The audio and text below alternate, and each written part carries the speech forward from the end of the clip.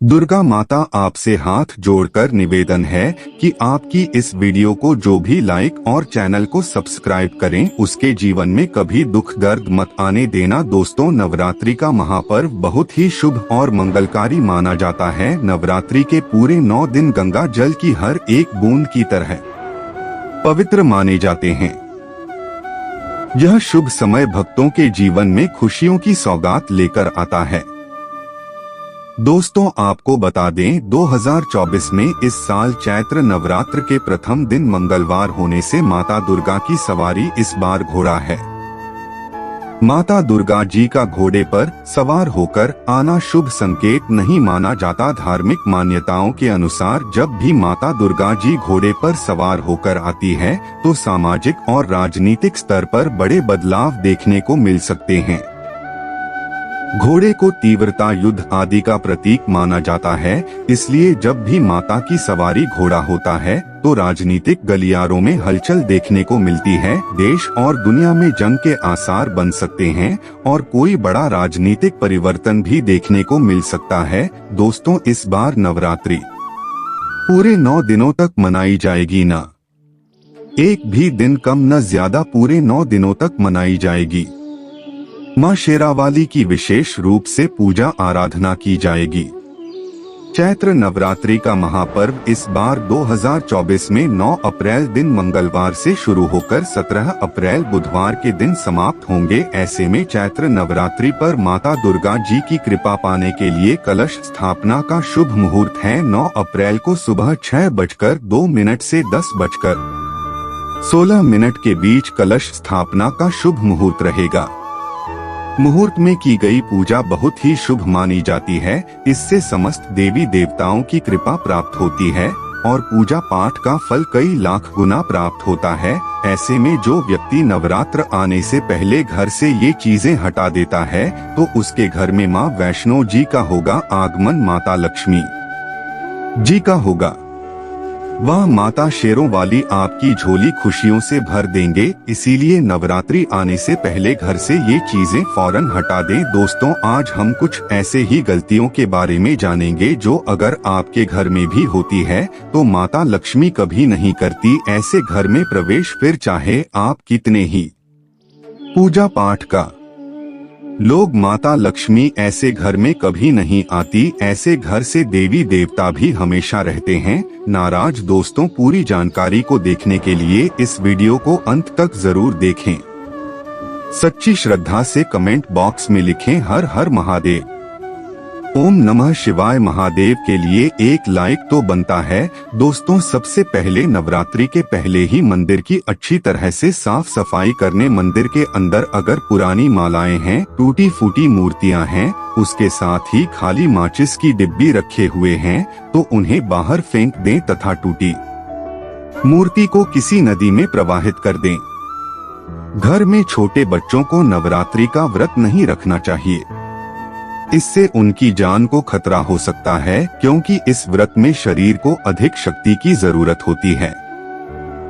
माता शेरावाली की तस्वीर अगर कांच के फ्रेम की है और वह कांच हल्की सी अगर टूटी हुई हो तो ऐसे कांच को बदलवा लें या ऐसी तस्वीर को जल में विसर्जित कर दें। टूटी मूर्ति की पूजा करने से, टूटी तस्वीर की पूजा करने से आपकी श्रद्धा, भक्ति, व्रत आदि सब टूट जाता है, आपका व्रत खंडित हो जाता है।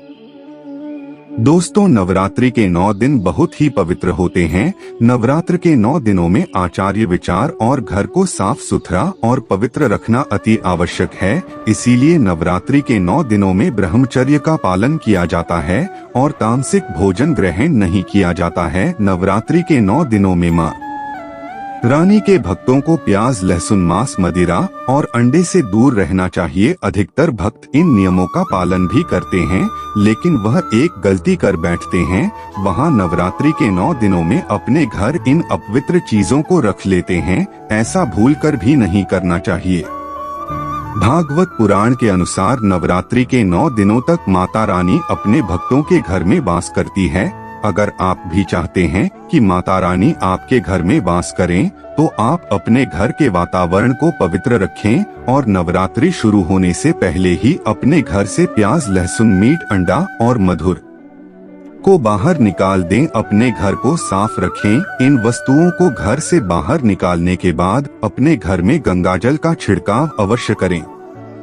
भगवत गीता में भगवान कृष्ण जी कहते हैं, बगैर गंगा जल आए कोई भी मंगल कार्य सफल नहीं माना जाता। गंगाजल का छिड़काव स्वयं भगवत गीता में भगवान श्री कृष्ण जी ने बताया था। अगर आपके घर में गंगाजल न हो तो मार्केट से गौमूत्र ला सकते हैं और गौमूत्र लाकर आप गौमूत्र का अपने घर में छिड़काव करें। बस थोड़ा सा पानी में डाल लें, इससे आपके घर का वातावरण पवित्र हो जाएगा। घर में मौजूद नकारात्मक ऊर्जा भी नष्ट हो जाएगी और जिस घर में वातावरण पवित्र होता है और नकारात्मक ऊर्जा नहीं होती, वहां माता रानी का वास सदैव होता है। नवरात्रि के पहले आप अपने पूरे घर की अच्छी तरह से साफ सफाई कर ले। घर में जो भी फालतू सामान है, फटे पुराने कपड़े, उन्हें बाहर निकाल दें। घर में बेकार पड़ा सामान नकारात्मक ऊर्जा लाता है, इसीलिए गंदगी बिल्कुल भी न करें। धूप दीप जलाकर वातावरण को स्वच्छ रखें। दोस्तों, माता के आगमन के लिए घर का दरवाजा जरूर जाना चाहिए, इससे माता आकर्षित होती है और घर के द्वार में प्रवेश करती है। माँ के आगमन के लिए द्वार को फूलों से सजाना चाहिए। दोस्तों, कई लोग ऐसे हैं जो माता रानी की चौकी कागज बिछाकर बनाते हैं, जो कि बिल्कुल गलत माना गया है। माता की चौकी के लिए आप नीचे लाल कपड़ा बिछाएं, काला कपड़ा और सफेद कपड़ा भूलकर भी नहीं बिछाना चाहिए। ध्यान रखें, कपड़ा पता भी नहीं होना चाहिए। दोस्तों, अगर आपके घर में देवी देवताओं की खंडित मूर्तियां या फटा हुआ चित्र अगर हो तो उसे किसी पवित्र नदी में विसर्जित कर दें, क्योंकि ऐसी मूर्तियां और चित्र दुर्भाग्य लांघती है। देवी देवताओं की खंडित मूर्ति की पूजा न करें और न ही उन्हें घर में रखें, क्योंकि उन्हें घर में रखना बुरा माना जाता है। दोस्तों, वहीं अधिकतर लोग अपनी छत पर या अपने घर के मुख्य दरवाजे के आसपास कबाड़ इकट्ठा कर देते हैं। ऐसा करना अशुभ माना जाता है।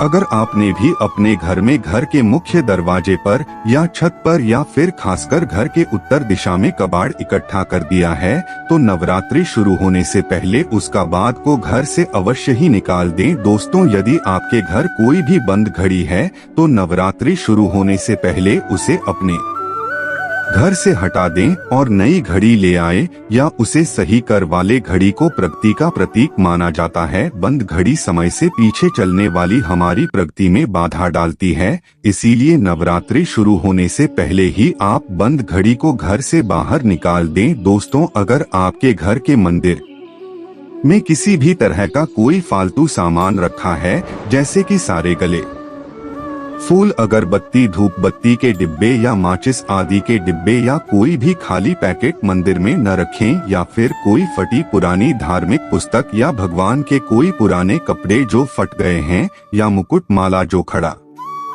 हो गई है, तो उन्हें आप जितना जल्दी हो सके अपने मंदिर से हटा दें। नवरात्रि से पहले आप अपने मंदिर की और मंदिर के आसपास की साफ सफाई अवश्य ही करें, तभी माता रानी की चौकी स्थापित करें। इसके साथ ही आप अपने धन रखने के स्थान की सफाई भी अवश्य करें, कि नवरात्रि के दौरान माता लक्ष्मी भी गृह प्रवेश करती है।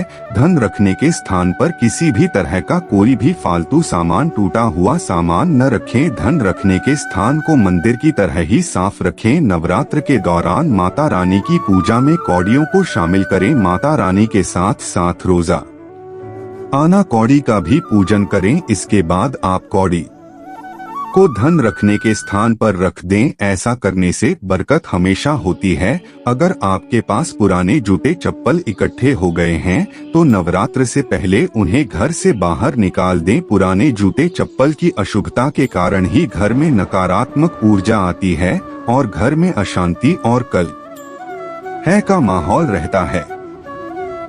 नवरात्रि आने से पहले घर से ज्यादा निकालना ना भूलें। अगर जिस घर में झाला होता है उस घर में माता रानी कभी बात नहीं करती। साथ ही साथ टूटे फूटे बर्तन अगर घर में पड़े हैं या टूटा हुआ आईना भी अगर घर में हो तो उसे भी निकाल दें। घर में टूटे फूटे एक पत्थर भी नहीं रखा चाहिए, इससे माता लक्ष्मी नाराज हो जाती है। अब हम जानते हैं नवरात्रों के दौरान क्या नहीं खाना चाहिए और क्या नहीं पीना चाहिए और कौन सा फल खाने से व्रत संपूर्ण और सफल हो जाता है। दोस्तों, नवरात्रि के दिन से जरूर खाना चाहिए। शास्त्रों में बताया जाता है कि भगवान के भोग में सेब आदि जरूर अर्पित किया जाता है। अगर आपका व्रत है तो आपको सेब जरूर खाना चाहिए। केला, पपीता, तरबूज और मीठे अंगूर जरूर खाना चाहिए। इन फलों से व्रतधारी को शक्ति मिलती है और व्रत संपूर्ण हो जाता है। शास्त्रों में बताया जाता है कि नवरात्रों के दिनों में सीताफल जरूर खाना चाहिए। सीताफल खाने से दस्त ऐसी बीमारियां हैं जो खत्म हो जाती है। माना जाता है कि नवरात्रों के दिनों में सीताफल का घर में प्रवेश होना बड़ा ही शुभ माना गया है। सीताफल खाने से नवरात्रि का व्रत सफल हो जाता है, क्योंकि इसमें माता सीता का आशीर्वाद मिला हुआ होता है। नवरात्रि के दौरान इसे जो भी खाता है उसे दुखों का सामना नहीं करना पड़ा। सीताफल आपको जरूर खाना चाहिए। दोस्तों, नवरात्र में व्रतधारी को डब्बा बंद लस्सी, डिब्बा बंद जूस नहीं पीना चाहिए। उसमें कई केमिकल मिले होते हैं जिसके कारण आपका व्रत टूट सकता है। जब भी आप फलों का जूस पिए तो याद रखें उसमें नमक डालें नहीं तो व्रत टूट जाएगा। साथ ही साथ जूस में बर्फ भी नहीं डालना चाहिए। फलों का सादा जूस पीने से व्रत सफल होता है। दोस्तों, नवरात्रि के दौरान सिंघाड़े का आटा या कुट्टू का आटा खाने से पहले यह देख लें कि आटा पुराना नहीं होना चाहिए, क्योंकि पुराने आटे में कीड़े वगैरह पड़ जाते हैं जिसके कारण आपका व्रत टूट सकता है। क्योंकि यह छोटे छोटे कीड़े हमें दिखाई नहीं देते और आपके मुंह तक पहुंच जाते हैं। पैसा आटा खाना मतलब कीड़े मकोड़े का मांस खाने के बराबर माना गया है। दोस्तों, नवरात्रि के दौरान आप शाम के समय खाने में दही ले सकते हैं, आलू वगैरह खा सकते हैं, साबूदाने की खिया बनाकर खा सकते हैं, साबुन दाने की और आलू के पापड़ भी खा सकते हैं। कई सब्जियां तो ऐसी हैं जो नवरात्रि के दौरान भोजन में शामिल कर सकते हैं। इससे आपको एनर्जी मिलेगी और व्रत सफल हो जाएगा। नवरात्रि के दौरान आप दूध पी सकते हैं जो आपको ताकत देगा। चाय वगैरह भी पी सकते हैं, लेकिन याद रहे उसमें नमक न डालें। एक बात का ध्यान रहे, व्रत धारी को पेट भर खाना यानी गले तक भोजन नहीं करना चाहिए, नहीं तो व्रत रखना का कोई भी फायदा नहीं होगा। थोड़ा थोड़ा खा सकते हैं। दोस्तों, नवरात्रि के 9 दिन आदि शक्ति माँ दुर्गा को समर्पित होते हैं। नवरात्रि के 9 दिन माता रानी के 9 अलग अलग स्वरूपों का पूजन किया जाता है। नवरात्रि के 9 दिनों में माता रानी को अलग अलग स्वरूप के हिसाब से अलग अलग भोग अर्पित किए जाते हैं। लेकिन क्या आप जानते हैं कुछ ऐसी वस्तुएं जिन्हें नवरात्रि के दौरान भूलकर भी माता रानी को अर्पित नहीं करना चाहिए। अगर इन वस्तुओं को आप गलती से भी माता रानी को अर्पित कर देते हैं तो आपको व्रत और पूजन का पूर्ण लाभ नहीं होगा। इसीलिए माता रानी की कृपा प्राप्त करने के लिए आपको यह जानना अति आवश्यक है कि वह कौन सी ऐसी वस्तु है जो माता रानी के पूजन में भूलकर भी इस्तेमाल नहीं करना चाहिए। तो आइए माँ का जयकारा लगाते हुए वीडियो को शुरू करते हैं। दोस्तों, नंबर 1, नवरात्र के दौरान शादीशुदा महिलाओं को सफेद कपड़े पहनकर पूजा पाठ नहीं करना चाहिए। साथ ही साथ काले कपड़े भी नहीं पहनना चाहिए, इससे पूजा व्रत आदि खंडित हो जाती है। माता की चौकी जवाब लगाएं तो उसके नीचे कागज नहीं लगाना चाहिए। माता की चौकी हमेशा लाल कपड़ा बिछाकर ही बनाना चाहिए। हमेशा याद रहे, नवरात्रों के 9 दिनों तक व्रतधारी को अपना आसन माता की चौकी के आगे ही लगाना चाहिए और वहीं पर आपको सोना चाहिए। मंदिर को नवरात्र के दौरान अकेले नहीं छोड़ा जाता, बहुत ही अशुभ माना जाता है। इससे दुर्गा माता नाराज हो जाती है और हमेशा के लिए चली जाती है। दोस्तों, नंबर 2, नारियल। हिंदू धर्म में नारियल को समृद्धि, धन, श्रद्धा और सम्मान का सूचक माना जाता है। नारियल को श्रीफल भी कहा जाता है। नारियल को सुख समृद्धि में वृद्धि करने वाला माना जाता है। नारियल का हर मांगलिक कार्य में विशेष महत्व होता है। जैसे कि आप सभी जानते हैं कि मारता रहा है के कई मंदिरों में नारियल से बलि भी दी जाती है और माता रानी के पूजन में नारियल का इस्तेमाल हम सभी करते हैं। खासकर कलश की स्थापना नारियल रखकर ही की जाती है। माता रानी के पूजन में हम नारियल इस्तेमाल करते समय कुछ गलतियां कर बैठते हैं।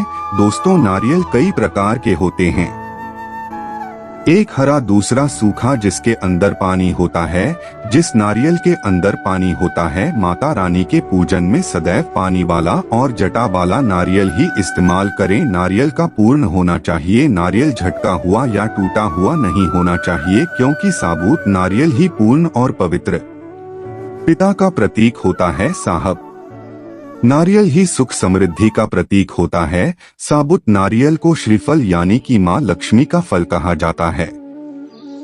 नवरात्रि में माता रानी के कलश की स्थापना करते समय जटा वाला यानी कि पानी वाला नारियल ही कलश पर स्थापित करना चाहिए। साथ ही यह ध्यान रखना चाहिए कि नारियल को सदैव कलश के ऊपर लेटा कर रखना चाहिए। घट स्थापना करते समय कभी भी नारियल को खड़ा करके नहीं रखा जाता, नारियल को सदैव लेटाकर कलश के ऊपर रखा जाता है। साथ ही नारियल को स्थापित करने से पहले आप नारियल को लाल कपड़े में लपेटकर उस पर और फिर लाल चुनरी ओढ़कर आप नारियल को कलश के ऊपर स्थापित करें। शास्त्रों के अनुसार कलश के ऊपर जब सही तरीके से नारियल रखा जाता है और सही पर कार्य का नारियल रखा जाता है, तभी व्रत और पूजन का पूर्ण फल प्राप्त होता है।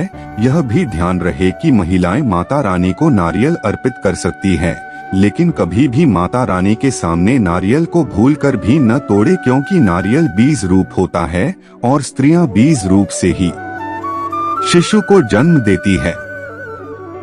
इसीलिए कभी भी महिलाओं को नारियल नहीं तोड़ना चाहिए।